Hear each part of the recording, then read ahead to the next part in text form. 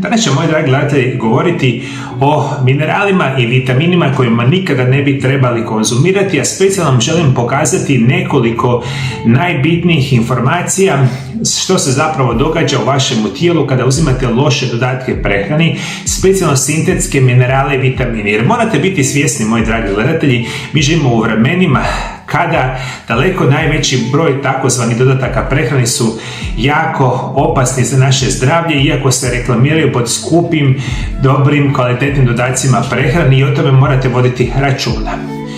Iako se reklamiraju kao zdravi i korisni, istina je da velik dio vitaminske industrije danas kontroliraju farmaceutske i kemijske korporacije, kojima je cilj zarada, a ne zdravlje. I ti dodaci često se proizvode od jeftinih umjetnih tvari koji nemaju veze sa prirodnim izvorima. Rezultat su pripravci koje tijelo ne može iskoristiti, pa se oni nakupljaju i sa vremenom postaju otrovni. I jako morate voditi računa kada uzimate prirodne lijekove, ne mora biti vrhunski, 100% organski prirodni lijekovi ili minerali i vitamini, sve ispod toga nikako nije dobro za vaše zdravlje, nažalost veliki broj od toga vas ne zna. Moja prva informacija će biti sintetički vitamin A, koji je tihi neprijatelj jetre i kože.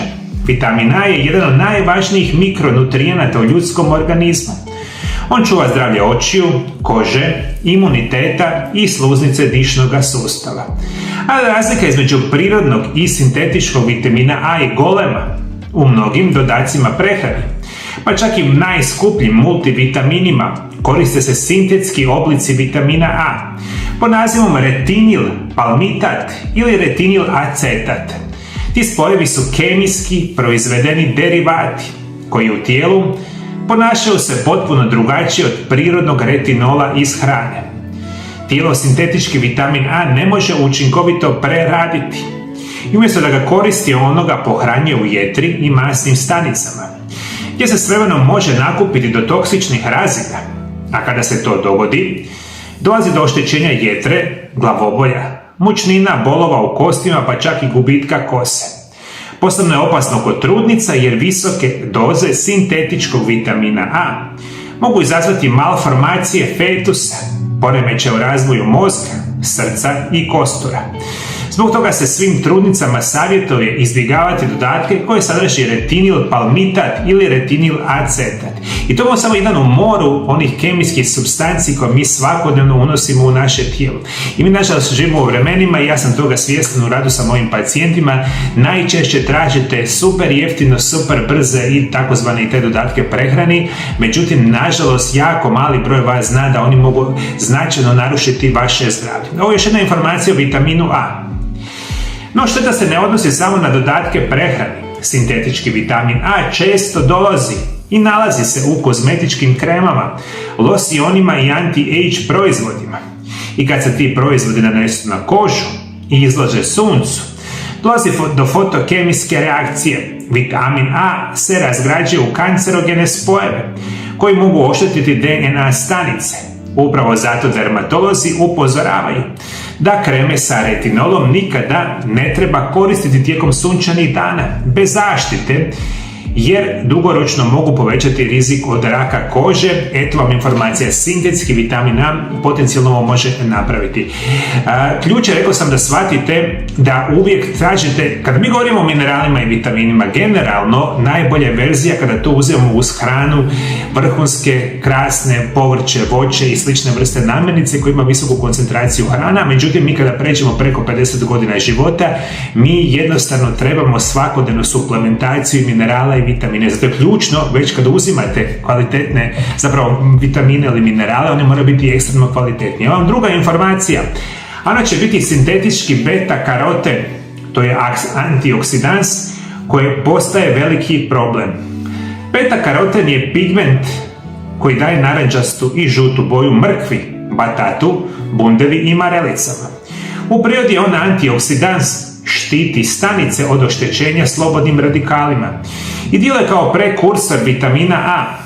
No u industrijskoj proizvodnji dodataka prehrani, beta-karoten se često sintetizira iz petrokemijskih spojeva. I ovaj sintetički beta-karoten razlikuje se od prirodnog po svojoj molekularnoj strukturi. Sadrži samo jedan izomer dok prirodni izvori sadrže čitav niz različitih karotenoida koji djeluju sinergijski. Zbog toga sintetički oblik ne funkcionira u tijelu na isti način.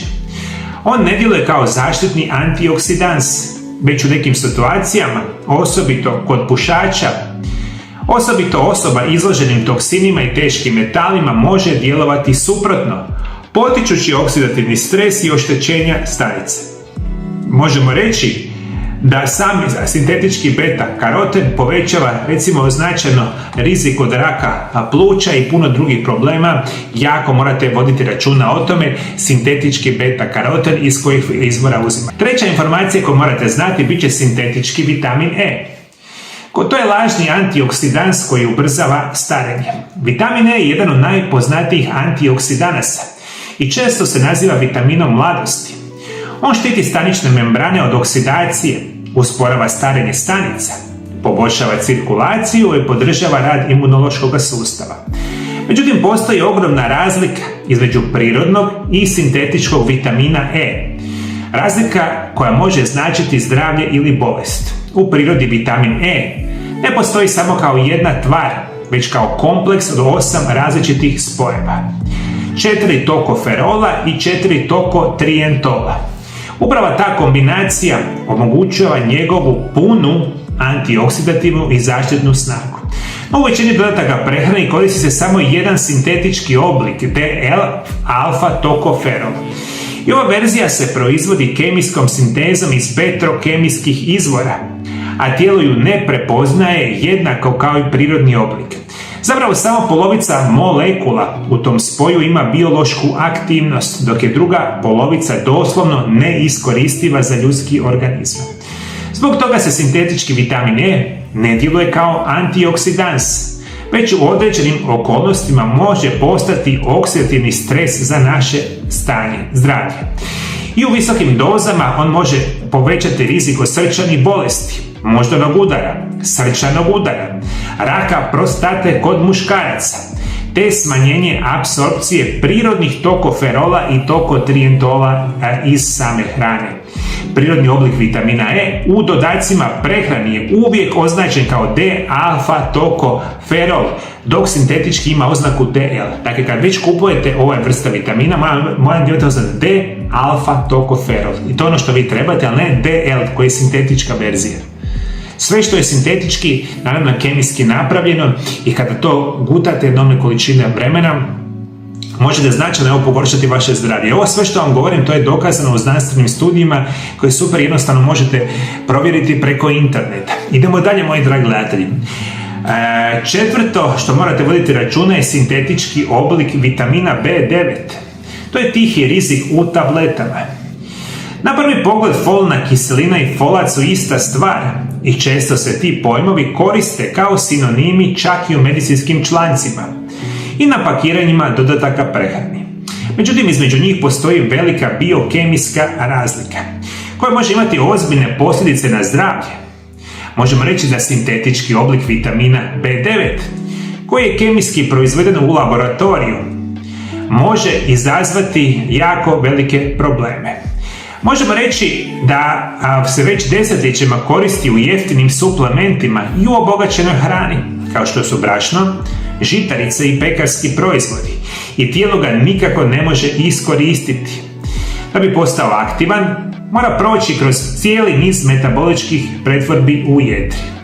I kada tijelo ne može pretvoriti folnu kiselinu u aktivnu folat, on se nakuplja u krvi kao neaktivna sintetička tvar. I na prvi pogled to ne izaziva simptome, ali dugoročno može imati vrlo velike posljedice. Povećani rizik od raka dojke, debelog crijeva i prostate, poremećaja imunološkog sustava, problema u razgradnji homeocisteina, što dovodi do srčanih i moždanih bolesti, problema u trudnoći. Ono što je dodatno zabrinjavajuće jest da razina folne kiseline u krvi može činiti se normalno na laboratorijskim nalazima, iako tijelo zapravo pati od funkcionalnog nedostatka samoga folata. Se me shvatite, moji dragi gledatelji, dakle, ključ je da shvatite, nisu svi dodaci prehrane isti i kada ona loše uzimate dugi vremenski period, možete značajno povećati rizik od ovih najgorih bolesti modernog čovjeka. Ovo je bio vitamin B9, sad ćemo govoriti o vitaminu B12. Sintetički oblik vitamina B12 ili cijanokobalamin je skriveni izvor toksičnog spora. Vitamin B12 jedan je od najvažnijih vitamina za živčani sustav, mozak, stvaranje crvenih krvnih stanica i energiju, a nedostatak ovog vitamina može uzrokovati tešku anemiju, depresiju, gubitak pamćenja i oštećenje života. Možemo reći da je najčešći i najjeftiniji oblik na tržištu se naziva cijanokobalamin. I sam naziv otkriva problem cijano, što znači cijanid, otrovni spoj koji se koristi u industriji plastike i pesticida. I u ovoj verziji vitamina B12 molekula cijanida je kemijski vezana za kobalt, stvarajući sintetički oblik koji tijelo mora prvo detoksicirati prije nego što ga može koristiti. Kod zdravih osoba sa dobrim funkcijama jetre i bubrega, mala količina cijanida se može neutralizirati. Ali osobe kod oštećenjem jetre, bubrega, štitnjače i slabim imunitetom, na primjer kod starijih osoba, taj proces je usporen. Rezultat mogu biti simptomi poput umora, glavobolje, trnjenja u rukama i nogama, gubitka koncentracije, čak oštećenja živčanih ovojnica. Tijelo da bi pretvorilo cijanokobalamin u aktivni oblik mora koristiti glutation, snažni antioksidans koji je u većini ljudi u kroničnom deficitu zbog stresa, toksina i loše prehrane, što je nevjerojatno bitno za reći. I ovo se specijalno odnosi na sve vas, moje dragi stariji osobe i stariji moji gledatelji preko 50 godina života. Vi svakodnevno trebate vrhunske dodatke prehrani, ali ključ je, rekao sam, da shvatite da moraju biti najboljih vrsta što postoje. I svi minerali, svi vitamini u čistim preporučenim dnevnim dozama vama nakon 50 godina trebaju, jer naše tijelo nakon 50 godina više nije u stanju ni blizu apsorbirati one minerale i vitamine iz hrane u svakodnevnim preporučenim dnevnim dozama. Idemo dalje, moji dragi gledatelji. Sada vam želim govoriti o željezu ili ferosulfatu. Željezo je ključno za krv, ali njegov sintetički oblik ferosulfat je vrlo agresivan i teško se izlučuje iz tijela. Muškarci i žene u menopauzi posebno su ugroženi jer nemaju prirodni mehanizam za izbacivanje viška željeza. Previše željeza može uzrokovati oštećenje jetre, dijabetes tipa 2, Parkinsonovu i Alzheimerovu bolest. Zato vodite računa da ne kupujete željezo ferosulfat. Nadalje, magnezijev oksid, jedan od najvažnijih minerala, ali njegov najjeftiniji oblik, magnezijev oksid, apsorbira se samo oko 3%, a ostatak prolazi kroz crijeva i često uzrokuje proljev, a čime tijelo gubi elektrolite i vodu. Zbog toga mnogi ljudi misle da im magnezij ne pomaže, a zapravo koristite pogrešan oblik, što je jako bitno za reći. Dakle, to je magnezij, ovo je magnezijev oksid, nikada nemojte koristiti, od njega nemate nikakve koristi. Evo dalje informacije što će vam biti interesantna, bit će vitamin D2, sintetički oblik, ili ergokalciferol. U mnogim farmaceutskim pripravcima i jeftinijim oblicima dodaci prehrani se nalaze u vitaminu D2 i poznati kao i ergokalciferol. On se dobiva industrijskim procesom, zračenjem glivica i kvasaca ultraljubičastim svjetlom. I čim se stvara sintetički oblik vitamina D. Iako se na deklaracijama često prikazuje kao vitamin D, njegovo djelovanje u organizmu nije jednako prirodnom obliku vitaminu D3, kolekalciferolu. Glavni problem vitamina D2 je slaba biološka aktivnost i teška pretvorba u aktivni oblik, koji tijelo može koristiti i nakon unosa vitamina D2 se mora pretvoriti u kalcitriol, glavni oblik vitamina D koji regulira kalcij, fosfor i mnoge hormone. No ta pretvorba kod vitamina D2 se odvija sporo i neučinkovito, što znači da nakon uzimanja visokih doza razine aktivnog vitamina D u krvi mogu ostati niske. To prevedeno znači vi jadni kupujete vitamin D, a vama vitamin D je u katastrofi jer uzimate loše kvalitete, ne znate šta uzimate i na kraju krajeva dobijete ogroman problem tipa toga. Evo mi još par informacija o vitaminu D2. Studije pokazuju da vitamin D2 ima kraći poluživot u tijelu, brže se razgrađuje i ne veže se učinkovito na vitaminski D receptorski protein. Ključni receptor koji prenosi signal do stanica, kostiju, mišića i imunološkog sustava. Osim toga, D2 može ometati djelovanje D3 ako se uzimaju istovremeno. Ko bi to, moj dragi gledatelj, rekao? D2 da utječe na vitamin D3 nitko ne zna. Vitamin D svaki dan na sunce, kada god možete, 20-30 minuta na suncu, imate fenomenalni izvor vitamina D, fenomenalna informacija. Imamo još par loših vijesti. Prvo će biti omega-6 masne kiseline. Omega-6 masne kiseline na deklaracijama često ćete pronaći pod nazivom poput linolna kiselina, suncokretovo ulje, sojino ulje, kukuruzno ulje ili ulje repice. Iako su tehnički to esencijalne masne kiseline, problem nastaje kad se unose u prevelikim količinama, što je kod većine osoba danas slučaj. Naš organizam treba ravnotežu između omega-6 i omega-3 masnih kiselina. Omega-3 imaju protuupalni učinak, što znači smiruju upalne procese, štite srce i mozak. Dok omega-6 u suvišku izazivaju upale, zgrušavanje krvi i oksidativni stres. Možemo danas reći da je omjer danas u normalnoj prehrani jako katastrofa i da to bude sve nešto izbalansirano. Omega-6 zajedno sa omega-3 morate unositi u nekakvoj situaciji 1:1, a danas mi uzimamo uz hranu ili čak dodatke prehrane 20:1 i o tom morate voditi računa. Omega-6 sa omega-3 masnim kiselinama mora biti u balansu da bi bili zdravi. Možemo reći prekomjeran unos omega-6 masnih kiselina blokira enzime koji su potrebni za aktivaciju omega-3 masnih kiselina. A posljedica je da stanice postaju krute, upaljene i to se posebno vidi u živčanom sustavu, mozgu i kardiovaskularnom sustavu. Ono što ću vam preporučiti, naravno uzimajte omega-3 masne kiseline iz ulja jetre bakalara, kriljulja i slično. I zadnje što ću vam reći, to će biti bakar. Jer je bakar potreban u tragovima, ali u većim količinama može biti otrovan. Posebno je važan omjer bakar-cink koji mora biti otprilike 1:10. Ako se uzima previše bakra bez dovoljno cinka, može doći do oksidativnog stresa, oštećenja mozga, jetre, pa čak i do razvoja promjena sličnih kod Alzheimerove bolesti, a to morate voditi računa.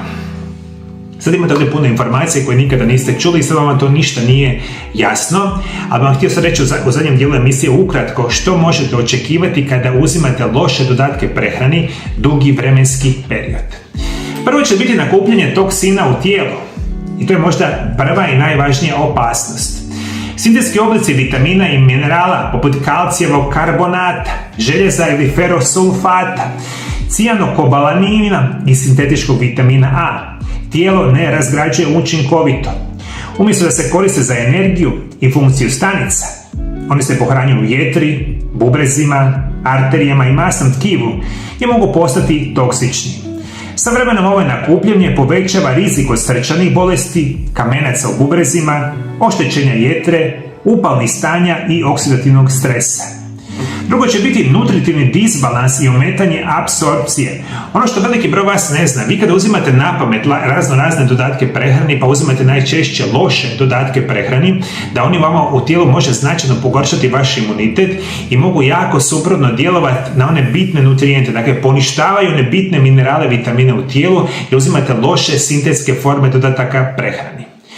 Možemo reći prekomjeran unos sintetičkog kalcija može smanjiti apsorpciju magnezija, dok previše sintetičkog vitamina A može ometati rad vitamina D i K2. Takvi disbalansi uzrokuju slabljenje kostiju, lomljivost, smanjeni imunitet, umor i hormonalne poremećaje. Isto tako, neki sintetski vitamini poput beta-karotena, bakra i cinka u visokim dozama postaju oksidansi, što da umjesto štite stanice, oni zapravo izazivaju oštećenja stanica i upalne procese. I ti kronični oksidativni stresovi su povezani sa kardiovaskularnim bolestima, dijabetesom, artritisom i neurodegenerativnim bolestima. Isto tako, mnogi ljudi ne znaju da imaju genetske varijacije koje otežavaju metabolizam određenih sintetskih vitamina. Primjerice, 30-40% populacije na svijetu ima varijantu gena MTHFR, što smanjuje sposobnost pretvaranja folne kiseline u aktivni folat. Ono što vam zapravo htio reći i možda najgore od svega toga vam je to nekako lažna sigurnost da vi nešto uzimate za sebe dobro i uvijek tražite, dakle najgore što možete da tražite da uzimate jeftino, brzo i znate šta vam se još nude? Kaže kupite ovaj dodatak prehrani, onaj dodatak prehrani 50% popusta, 30% popusta, 70% popusta, kupite odmah 5 komada, dobijete brdo popusta, vi ne mislite super, ja ću sad uštediti novce i ja ću sebi unesti minerale, vitamine u aktivnim dozama. Jeste mi što shvatili, moji dragi gledatelji? Slušajte me jako dobro. Jedna od najvećih zamki loših dodataka prehrani je da stvaraju lažni osjećaj sigurnosti. Ljudi misle ako uzimaju tablete i kapsule da njihovo tijelo dobiva sve što treba. A istina je suprotna. Često se zanemaruje kvalitetna hrana, dok istovremeno nakupljate toksine i stvarate disbalans nutrijenata. Tijelo možda pokazuje znakove zdravlja izvana, ali unutarnji organi, kosti, živčani sustav, imunološki sustav trpe posljedice. Rješenje je jednostavno, znate koje vam je rješenje jednostavno? Dakle, morate znati koji su vrhunski dodaci prehrani. Ja sam rekao puno puta, po mom nekakvom razmišljanju i znanju rada sa dodacima prehrani, ja bih rekao 99% su jako, jako loši koji vama ne trebaju svaki dan, 1% su izvanredni. I za kraj emisije, moji dragi gledatelji, htio bih vam pročitati jedan dio iz Biblije. Danas ćemo čitati jedan jako interesantan dio, a to će biti Evanđelje po Marku 3, 13, 14. U Bibliji piše, ovo je ustanova apostola. Zatim se uspe na goru te pozva k sebi one koje odabra. Oni dođuše k njemu i on postavi 12 da ga prate, da ih šalje da propovijedaju i da imaju vlast izgoniti zle duhove. Postavi ovu 12 Šimuna, kojemu nadinu ime Petar, Jagova Zebedejeva i Ivana, brata Jakovljeva, koje pozva Boagens, što znači sinovi groma, zatim Andriju, Filipa, Bartolomeja, Mateja, Tomu, Jakova, Alfejeva sina, Tadiju, Šimuna Kananca i Judu Iskariotskog koji ga je izdao. U ovom odlomku Isus poziva svoje učenike da odabiru i služe njemu. 12 su izabrani da donose ravnotežu i red u životima drugih ljudi, da donesu iscjeljenje, vođenje i snagu. Slično tome naše tijelo i duh trebaju pravilno odabrane saveznike da bi mogli funkcionirati u ravnoteži. Prirodne masti, vitamine, minerale i pravilnu prehranu. To su naši saveznici, baš kao što su i učenici bili saveznici u širenju Božje poruke. Kada se hranimo prirodno i svjesno, tijelo stječe sposobnost da se samo iscijeli. Baš kao što Isus daje učenicima vlast da liječe i progone duhove, ako tijelo ima previše sintetskih ili neprirodnih spojeva, on gubi svoju kontrolu. Energija se rasipa, imunološki sustav slabi, a upale preuzimaju kontrolu. Dakle, briga za tijelo nije samo fizička obaveza, već i duhovna disciplina. Kad tijelo funkcionira u ravnoteži, duh ima snagu prepoznati dobro, donosi dobre odluke i širi pozitivnu energiju oko sebe. I prevedeno znači, kao i u svemu, moji dragi gledatelji, uvijek bi bilo izvanredno kad bi minerale i vitamine uzimali iz hrane, međutim danas to jako mali broj osoba radi.